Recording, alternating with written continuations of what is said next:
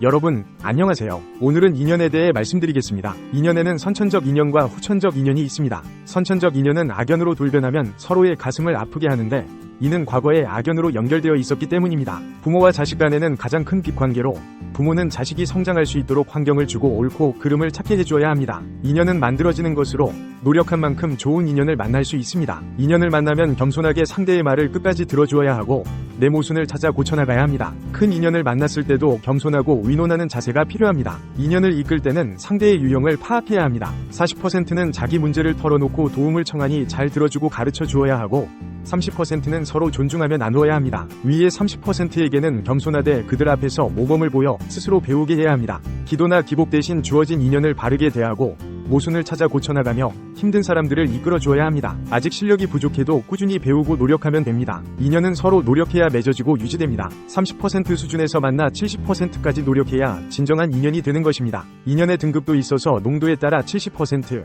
30% 등으로 나뉩니다. 노력 없이 가까워진 사이는 쉽게 멀어집니다. 가족 간에도 선후관계로 빚을 갚아야 합니다. 노력하지 않으면 가까워 보여도 마음의 거리가 멉니다. 인연은 내게 부족한 부분을 채워주기 위해 주어지는 것으로 활용할 줄 알아야 합니다. 자연은 우리에게 필요한 만큼 사람을 보내주고 우리가 잘 쓰지 못하면 어려워지는 것입니다. 인연 법칙, 즉 인연에는 선천적 인연과 후천적 인연이 있는데 후천적 인연은 법적으로 해결할 수 있지만 선천적 인연은 악연으로 돌변하면 서로에게 큰 상처를 줍니다. 이는 전생에 악연으로 맺어져 있었기 때문입니다. 우리의 족보는 사실 빚쟁이 도표라고 할 수 있습니다. 그 중에서도 부모와 자식 간의 관계가 가장 큰 빚고리입니다. 이 빚을 청산하는 방법은 부모가 자식이 성장할 수 있도록 도와주는 것입니다. 부모는 자식에게 옳고 그름을 찾을 수 있는 환경을 마련해주고 스스로 공부할 수 있는 기회를 제공해야 합니다. 만약 부모가 냉철하지 못하고 자식의 잘못된 행동을 바로잡아주지 않으면 자식은 계속 그릇된 방향으로 성장하게 될 것입니다. 그러므로 부모는 자식에게 바른 길로 갈 수 있도록 이끌어 주어야 하는 것입니다. 비록 자식이 그 순간 불쾌할지라도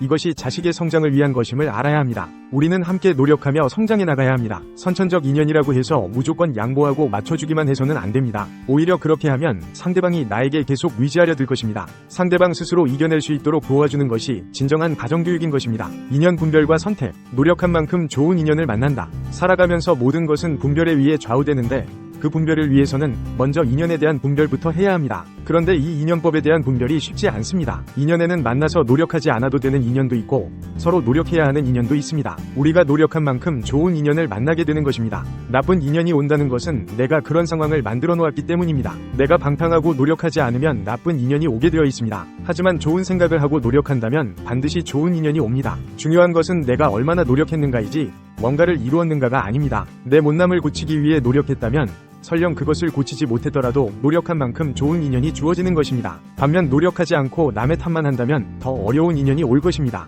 우리가 열심히 살고 노력한다면 자식에게도 좋은 인연이 갈 것이고 그렇지 않다면 자식에게 안 좋은 인연이 가서 우리가 겪은 어려움을 자식도 겪게 될 것입니다. 심지어 자연의 움직임마저도 우리의 마음가짐에 따라 결정됩니다. 세상을 살아가는 모든 법칙은 자신으로부터 비롯되는 것입니다. 인연 분별과 선택, 현장 공부를 충실히 하라. 물건을 하나 사더라도 사람과의 대화 속에서 이루어지기 때문에 인연 분별이 필요합니다. 저는 이번에 변호사를 선임하기 위해 여러 군데를 방문했는데 각 변호사마다 설명하는 내용은 비슷했지만 실력 차이가 있었습니다. 어느 쪽을 선택해야 할지 분별이 어려웠습니다. 이럴 때는 내가 아직 건방진 건지 엉뚱한 짓을 하고 있는 건지 생각해봐야 합니다. 변호사를 선임할 때는 내 혼자 처리할 수 없기에 도움을 구하는 것입니다. 그런데 변호사에게 무조건 맡기는 것이 아니라 내가 어느 정도 공부를 해야 합니다. 그렇지 않으면 이런 일이 반복될 것입니다. 한 군데에 가서 선임하고 끝내면 안 됩니다. 여러 군데를 방문하면서 사건에 대해 듣고 법에 대해 공부하십시오. 그 과정에서 종합적으로 판단하여 변호사를 선택하게 될 것입니다. 이것이 작은 부분이라도 틀리면 큰 일이 잘못될 수 있기에 꼭 필요한 공부입니다. 변호사를 선임하는 과정 자체가 저에게는 공부가 되어야 합니다. 내가 부족한 부분을 채우고 앞으로 이런 일이 생겼을 때 대처할 수 있는 안목을 기르는 기회로 삼아야 하는 것입니다. 단순히 사건 해결에만 급급해하지 말고 과정에서 배우고 성장할 수 있도록 해야 합니다. 인연은 만들어지는지 만들어가는지, 인연은 만들어지는 것이지 만들어가는 것이 아닙니다. 내가 욕망이 있으면 그 욕망을 채우기 위해 움직이게 되고 그렇게 움직이다 보면 인연을 만나게 되는 것입니다. 즉, 내가 처한 상황이 어떤 인연을 만나도록 유도하고 있는 셈입니다. 예를 들어 경제적으로 풍족한 사람은 돈을 벌기 위해 움직이기보다는 좋은 일을 하고 싶어서 움직입니다. 그러면 자연스레 좋은 일을 하는데 필요한 인연을 만나게 되는 것이죠. 반면 경제적으로 어려운 사람은 돈을 벌기 위해 움직이므로 그에 맞는 인연을 만나게 됩니다. 우리의 마음을 움직이고 컨트롤하는 것은 대자연입니다. 내 마음이 어떠하냐에 따라 내 행동이 결정되고 그 행동에 따라 인연이 만들어지는 것입니다. 내 상태에 맞는 인연을 만나 그 인연으로 대자연으로부터 도움을 받고 교훈을 얻을 수 있도록 대자연이 인도하는 것이지요. 내가 기운이 좋으면 좋은 사람을 만나고 기운이 나쁘면 나쁜 사람을 만나게 됩니다. 대자연은 내게 필요한 공부를 할 수 있도록 환경과 인연을 보내주는 것입니다. 따라서 나쁜 인연을 만났다고 해서 그 사람 탓을 할 것이 아니라 내가 왜 그런 인연을 만나게 되었는지를 돌아보고 깨달음을 얻어야 합니다. 옷깃만 스쳐도 인연, 일반적 인연. 우리가 이 시대에 태어나 산다는 것 자체가 엄청난 인연입니다. 수천 년 전, 수만 년 전에 우리가 맺은 인연으로 인해 지금 이 시대에 다시 만난 것이기 때문입니다. 우리는 과거에 맺은 인연의 질량에 따라 현재의 인연이 결정됩니다. 그 질량이 크면 클수록 더 큰 역할을 하며 더 발전된 환경에서 태어나게 되는 것이죠. 억겁의 세월 동안 쌓인 이 인연의 힘으로 우리는 이 시대에 함께 태어난 것입니다. 그저 스치기만 해도 인연이 되는 것이 아니라 우리가 과거에 맺은 깊은 인연으로 인해 특별한 만남을 하게 되는 것입니다. 그런데 중요한 것은 이 특별한 인연을 어떻게 대하느냐 하는 점입니다. 그저 스쳐 지나가는 인연이 아니라 과거의 깊은 맺음으로 이어진 소중한 인연임을 알고 서로 상생하며 발전해 나가는 것이 중요합니다. 만약 인연 있는 사람을 만났는데 제대로 살리지 못하고 그냥 지나친다면 그 사람과 맺은 깊은 인연도 의미가 없어지고 맙니다. 반면 그 인연을 소중히 여기고 서로 노력한다면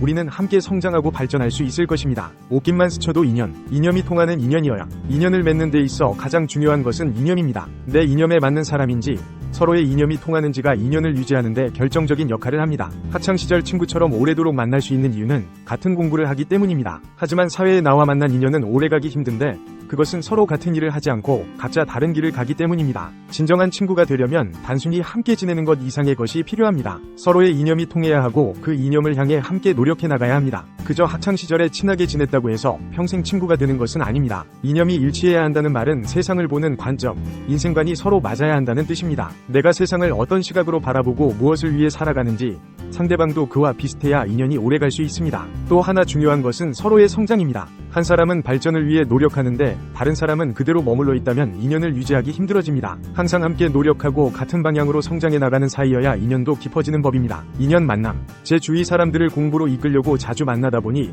제 기운이 탁해지는 것 같습니다. 제가 이런 마음을 먹는 게 건방진 걸까요? 그들에게 어떻게 대해야 할지 모르겠습니다. 공부를 시키고 싶다는 마음 자체가 잘못된 것입니다. 내가 잘났다는 건방짐에서 나오는 생각이죠. 우리가 공부하면서 해야 할 일은 함께 즐겁게 지내며 그들 스스로 궁금증을 느끼고 묻게 만드는 것입니다. 그들이 내게 묻기 시작할 때 비로소 가르칠 수 있습니다. 상대방의 호기심을 자극하고 궁금해하게 만들어야지 일방적으로 가르치려 해서는 안 됩니다. 내 지식을 보여주기보다는 그들의 질문에 맞는 답을 해주는 게 중요합니다. 상대의 입장과 상황을 고려하여 그에 맞는 이야기를 해야 합니다. 상대방이 나에 대해 호감과 신뢰를 가질 때까지는 내 지식을 남발하지 말아야 합니다. 우리의 역할은 묻는 이에게 답하되 결코 강요하지 않는 것입니다. 오늘은 여기까지 인연에 대해 다각도로 알아보았습니다. 감사합니다.